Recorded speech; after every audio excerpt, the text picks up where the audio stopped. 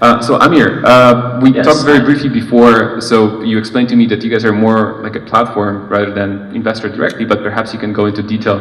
This is correct. LEXIT is a M&A platform utilizing blockchain technology and our token to create a win-win situation for all shareholders of an entity. So whether you are exiting your company at a good situation, or you are dissolving and liquidizing the assets and get the best out of it to continue whatever dream you have. And as I said, it's on utilizing blockchain and a token. The token is utility. It's there to empower the use of the platform itself. Yeah, that's what we do. All right. So I think we have a pretty diverse group of panelists, right? So we're also going to have different views they're clearly making different bets on how the market will develop with different structures and different strategies that they have. So I hope that this is going to make the discussion even more interesting. And with this introduction, perhaps we can talk about a little about what has been going on in the market over the last couple of months, right? I mean, I think it's fair to say that the market has been behaving very rationally for a while. The teams that has just appeared on the scene would raise tens of millions with very little to show for that. And it seems like the market is rationalizing right now. It seems to be changing. But I would love to hear what do you guys think about that, and where do you think we're going to go from here? Like, what are we going to see in ICO tokenization market in the next couple of months? Yeah, I totally believe that the ICO market is sobering up. All right, it's hilarious. Honestly, it's completely outrageous. Those fundraisings in the triple digit of millions. Who does need that? Me, as representing a startup right now here, we don't need that. Our ICO is going to be on a very low hard cap, below 10 million, because we're just going to fundraise what we really need. If I'm serious about my business, I don't need that. And I'm serious about that business, I want to make sure that the token has value. So in order to execute, do your job, create something of value, make sure that your token is increasing in value with your operations, what you do, and then you will have happy early backers, as our lady here, and everybody's going to be looking positive into the future. So, or you fundraise with a pipe dream, let me say that word, it's a bit harsh, right, with just a white paper and nothing else, and then let me collect 50 million, and then I'm going to take a look what I'm going to do with that money. This is not okay, all right, and is firing back to everyone involved into our ecosystem here is not good. We have to be reasonable here, right? Demand the money you really need and build it at least as fast as possible, create value, and then we'll see. All right, I mean, I think we all would agree with that, but is your viewpoint then that these rounds are stopping because people realize that it's not right to do so?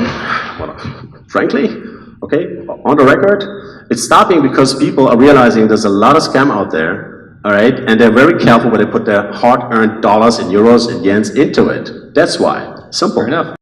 But what about situation in which a public investor invests alongside with, let's say, you guys, and they're investing on valuation, like on a price that's essentially like 5 times higher? What if, I mean, they're investing because they think that you evaluated this deal as a good deal, right? But in some cases, you might not invest at 5 times higher valuation.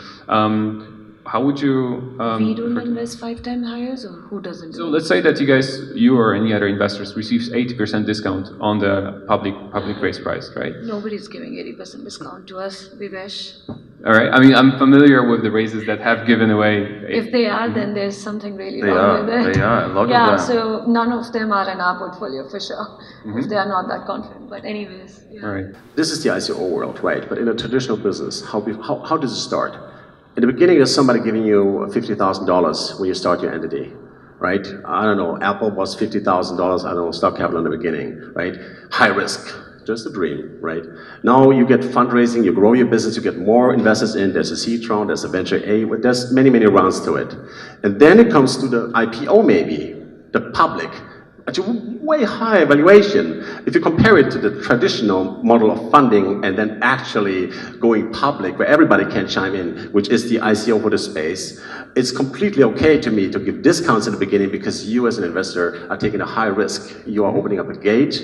And I think compare it to the traditional ways, it's totally reasonable. Okay, so you're making the point that this is basically the same mechanism that investor in exchange for additional risk is getting a discount in the price, right? But the process that you described, let's say investing in a company early on and waiting until they go to an IPO would last, a couple of years, 7 years, 10 years, right? In average. Yes. We're talking here about 1 month or a week before an ICO takes place. No, this is true, but it's still, most ICOs are fundraising, meaning to build a whole thing, right? Most of them. They're not like already operating businesses opening up to this new sphere of funding. It's a bit different. Risky. But just saying the risk factor is there. As an entrepreneur, I hate to sell shares, right, at a low valuation. Of course, who wants to do that? But let's be reasonable here. There are people investing hard-earned money or LPs' monies, funds into it, and they are responsible for that. If he makes a couple of bad investments, he's going to lose his job. I mean, this is it's a rocket share as a VC. So I've never been a VC myself. I bootstrapped all my projects and then got angels and investors into it the old way. But I do understand this position. It's okay. I have a question right here. What is the panelists' position on equity tokens, and when and where are we going to see one? As a startup, I can tell you, I think from the SEC, it's going to trickle down to all economies, and we will have to face it, the reality at one point. It might very well happen that any token is going to be a security. So we better be ready for that. Whatever business you do, structure it the way that you're in compliance, that you got everything needed, and if you have to switch to have the funds to back everything up, to have good backing for what your token is representing for, I think it's coming. We don't know exactly when, but if you are doing a sincere business, if you're really into it, if you keep it transparent to your backers, I think the hate in the channels might not be that big.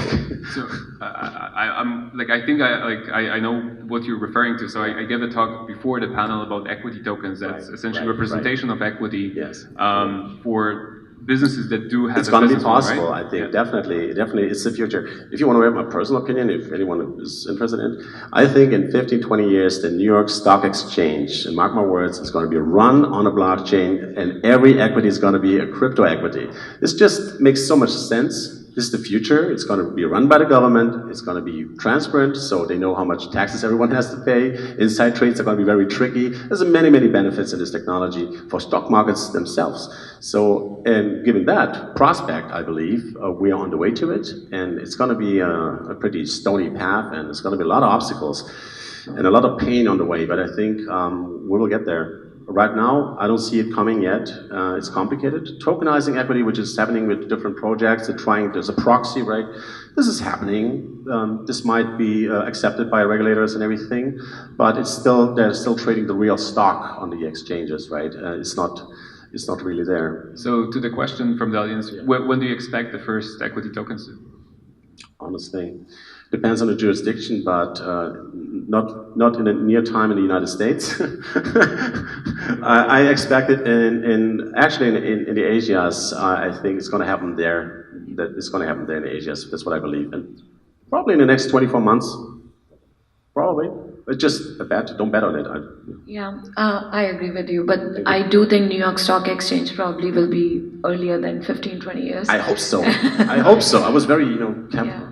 But I do think probably Zurich or some of the Caribbean countries, we're going to start seeing commodity trading as a security token very, very it's soon. It's a good backing, commodities. Very soon, and that is going to actually also set up then the whole financial markets and slowly start building up collateral. So then real estate security tokens, and that's basically then going down to green bonds or any other type of tokens. But I think commodity trading is what's going to initiate, because it can also create a big liquidity pool.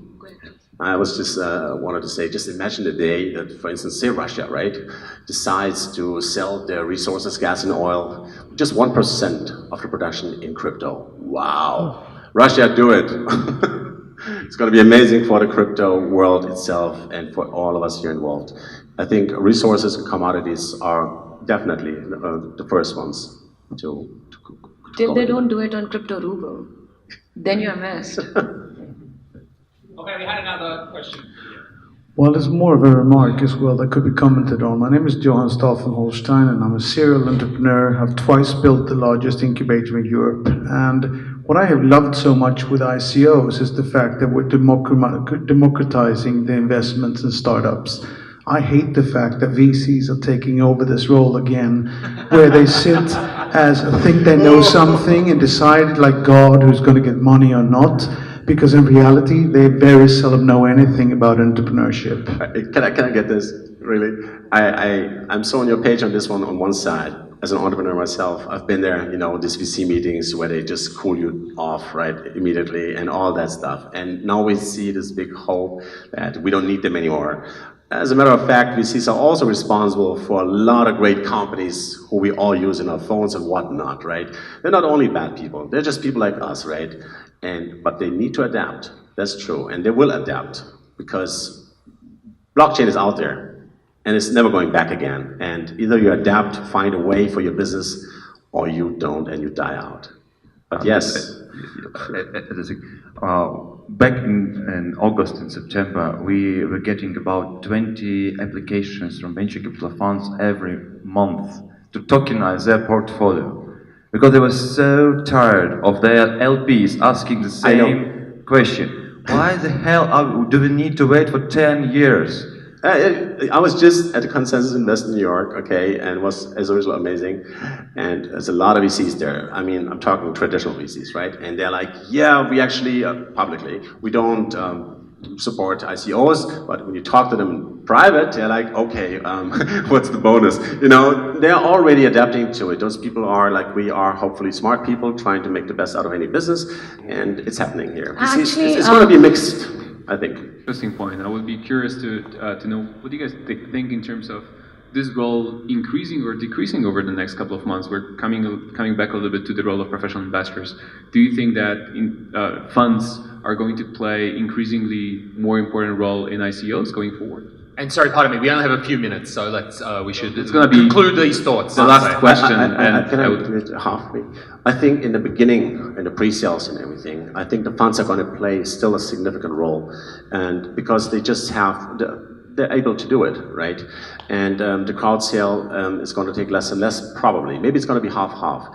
And I can speak for myself. We sell out in the upcoming ICO 50% of all tokens to the market, 20% in the pre, and 30% in the aftermath. And to you, sir, over there, who's the guy? Was this the last question? I think over here. I think it's up to us. We decide. I mean, we can say, all right, we just limit the pre-sale, and if there are the big institutional investors coming into play, they will help you, and reserve more for the crowd sale for the small guy. You know, it's up to us to create a structure for our own ICOs. Thank you very much. Thank you very much, everybody.